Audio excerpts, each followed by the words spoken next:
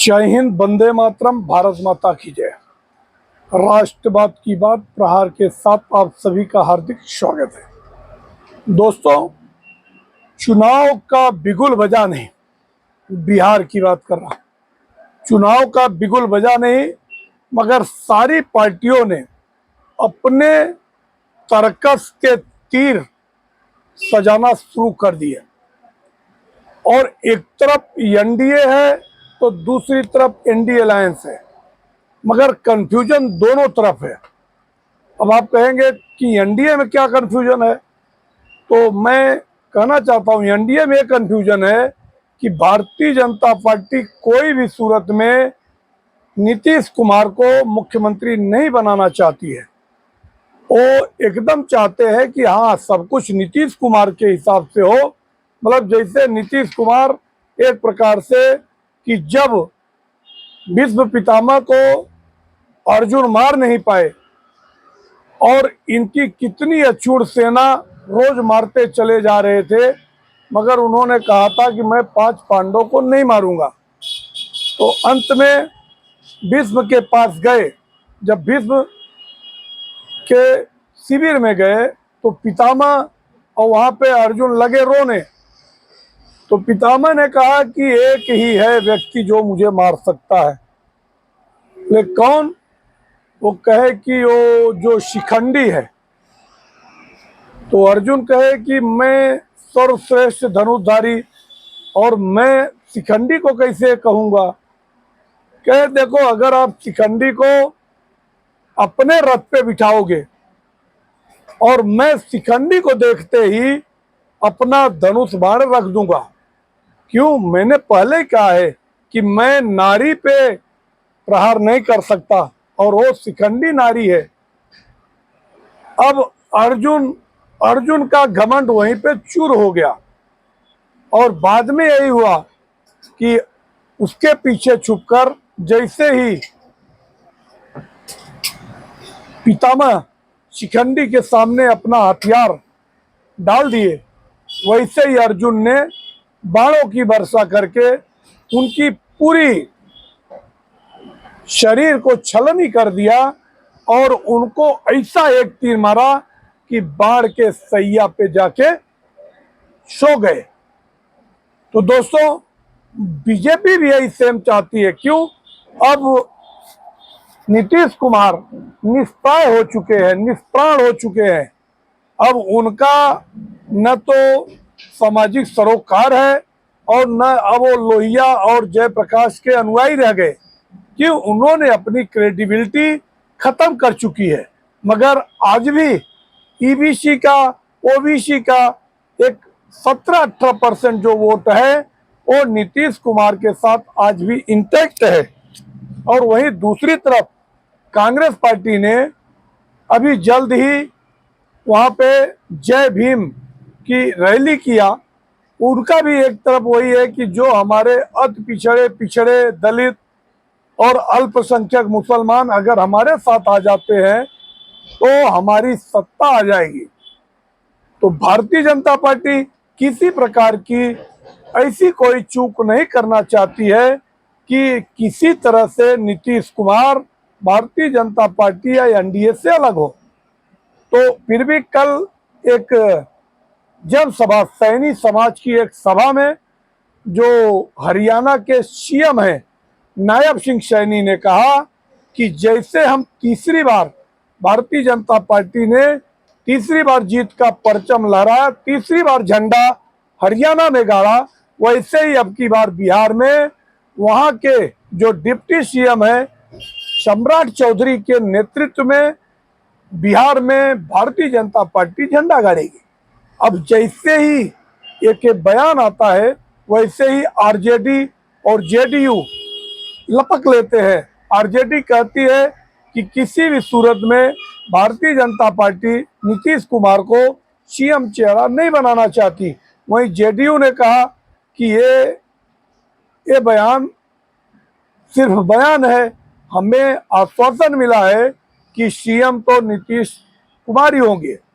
यह कि जब डैमेज कंट्रोल के लिए सम्राट चौधरी आए और सम्राट चौधरी ने कहा कि ऐसी कोई बात नहीं है, ये तो एक भावना है। हमारे पार्टी और शीर्ष नेतृत्व का यही कहना है कि एक बार और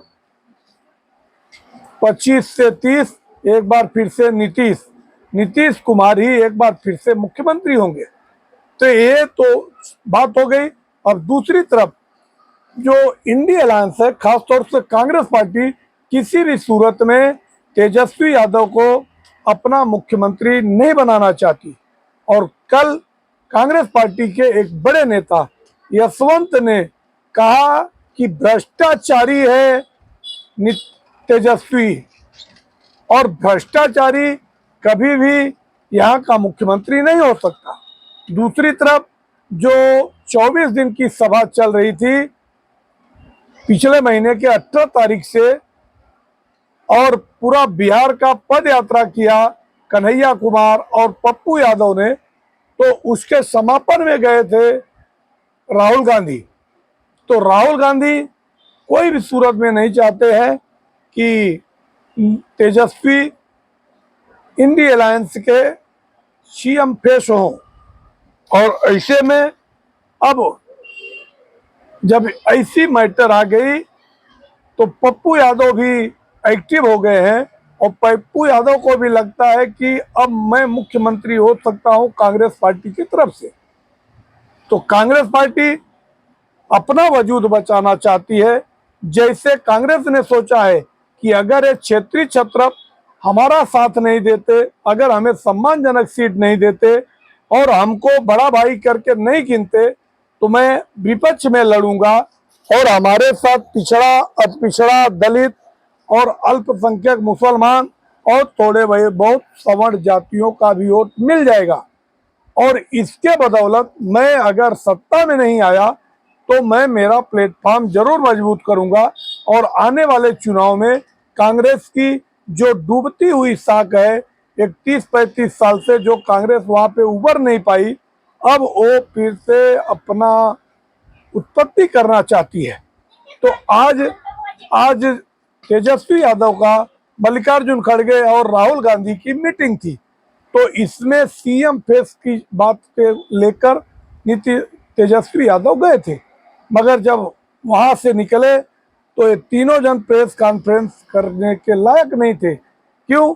कि एक कहना चाहते हैं कि हमको सीएम चेहरा बनाया जाए, दूसरा एक कहते कि मैं अभी मुकेश सैनी भी अगर हमारे साथ आना चाहता है, दूसरा जीतम राम मांझी, वो हम पार्टी वाले, वो एनडीए से 30 से 40 सीट मांग रहे हैं। तो मुझे तो नहीं लगता कि एनडीए उनको 30-40 सीट देगी, मैक्सिमम 5 सीट जरूर दे सकती है। तो वो जीतम राम मांझी एक बार इंडिया अलायंस में जाना चाहते हैं। तो इन्होंने, तेजस्वी यादव ने कहा कि हो सकता है कि जीतम राम मांझी और मुकेश सैनी ये दोनों आते हैं, तो कम से कम दोनों को 25-25 सीट भी देते तो 50 सीट हो जाएगा। तो मैं कांग्रेस को 70 सीटें तो दे नहीं सकता। वहीं कांग्रेस पार्टी ने प्रपोजल रखा है कि अब की बार मुझे वो सब पुराने 70 सीट नहीं चाहिए जहां पे कि बीजेपी और जेडीयू का दबदबा है, जहां हम कभी जीत नहीं सकते। हमें ऐसी सीटें एकोमोडेट की जाए जिससे हमारी जीत हो, जहां हमारा विनेबल पोजीशन हो। तो ऐसे में ये नहीं लग रहा है कि नतीजा कोई निकलेगा। हाँ, अभी तेजस्वी यादव आए मीडिया के सामने, बोले बातचीत सकारात्मक रही, मुख्यमंत्री के चेहरे पे कोई बात नहीं हुई। अब अगला महाजुटान हम लोगों का 17 अप्रैल को होगा पटना में। तो ऐसा ही 2024 से पहले ये लोग बड़े बड़े इवेंट किए, और नतीजा क्या हुआ? ढाक के 3 पात कि तीसरी बार भी नरेंद्र मोदी की सरकार को रोक नहीं पाए, और नरेंद्र मोदी आज भी वो सारे काम कर रहे हैं जो कि एक बार वो बहुमत में करते थे। तो मुझे नहीं लगता है कि 17 तारीख को भी ये नतीजा कोई पॉजिटिव वे में निकलेगा। क्यों? कि राहुल गांधी बिल्कुल नहीं चाहते कि तेजस्वी सीएम फेस हो, और तेजस्वी अब इतने करीब पहुंचे हैं, पिछली बार 4-5 सीट से वो मुख्यमंत्री बनते बनते रह गए। अगर वो उस समय कांग्रेस को केवल 50 सीट दिए होते तो आज उनकी सरकार होती, मगर ये दुर्भाग्यपूर्ण था। और अब पिछली बार दूसरी बात यह है कि काठ की हांडी बार बार नहीं चढ़ती है, एक बार भले चढ़ गई, अब की बार हमें तो लगता है ऐसा ना हो कि अगर सही से अकोमोडेशन नहीं हुआ तो मुकेश सैनी भी वापस भारतीय जनता पार्टी के साथ आवे, और मुकेश सैनी अगर भाजपा के साथ आता है उसको जो सीटें मिलेंगी उसमें उसके 4-5 सीट जीत भी सकता है। तो इस पे हमारी क्लोज नजर है कि ये आपसी क्लैश है between Congress and RJD, because Congress never accept the CM face from RJD and in that Tejashwi Yadav. तो इस पे मेरी क्लोज नजर है। हाँ, अब जिस हिसाब से कांग्रेस एक्टिव हुई है मुझे लगता है दिल्ली वाली हाल न हो जाए कि दिल्ली में जैसे ही कांग्रेस और आम आदमी पार्टी दोनों अलग हुए 13 से 14 सीटों पे कांग्रेस पार्टी ने आम आदमी पार्टी का समीकरण बिगाड़ दिया, और उसमें सबसे बड़ी जो फेस थी, केजरीवाल खुद चुनाव हार गए 4,800 वोटों से, जबकि 4,600 कुछ वोट वहाँ पे उनको मिले थे संदीप दीक्षित को। तो यही फार्मूला कांग्रेस लेके निकली है, और इस समय बैक फुट पे है तेजस्वी यादव, और तेजस्वी यादव का ही मुद्दा जो कि किसान, गरीब और दूसरा जॉब, लोगों को बेरोजगारी, इस मैटर को लेके सीएम नीतीश कुमार का घेराव करने के लिए, सीएम आवास का घेराव करने तेजस्वी वो गए थे कन्हैया कुमार, और कन्हैया कुमार साथ ही वहां पे एक्टिव हुए हैं जो जन स्वराज पार्टी के। जन स्वराज पार्टी ने परसों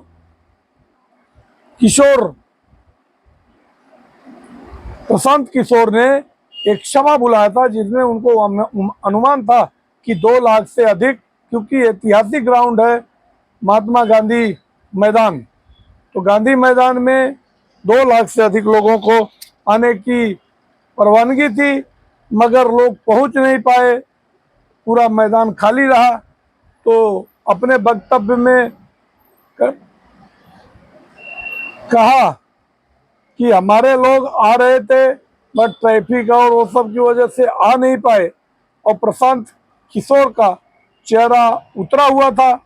और मुझे लगता है कि प्रशांत किशोर अगर तीसरी शक्ति बन के चुनाव लड़ते हैं तो जाहिर सी बात है वो भी कहीं न कहीं उनका ही नुकसान करने वाले हैं आरजेडी और कांग्रेस का, क्योंकि भाजपा और जेडीयू का जो वोट है वो इंटैक्ट है। और एक अपील हमारी और भी है कि जिस हिसाब से मुर्शिदाबाद में जो घटना हो रही है, अगर वहां से प्रताड़ित करके भगाए जा रहे हैं हिंदू, तो बिहार के हिंदुओं के लिए एक अलर्ट पीरियड है, उनको जरूर ख्याल रखना चाहिए कि इन जिहादियों को सत्ता में चुनाव जिता के भेजना मत, क्योंकि पहले से ही तेजस्वी यादव कहते हैं आते ही कूड़े के कूड़ेदान में वक्फ बोर्ड अमेंडमेंट बिल को फेंक दूंगा।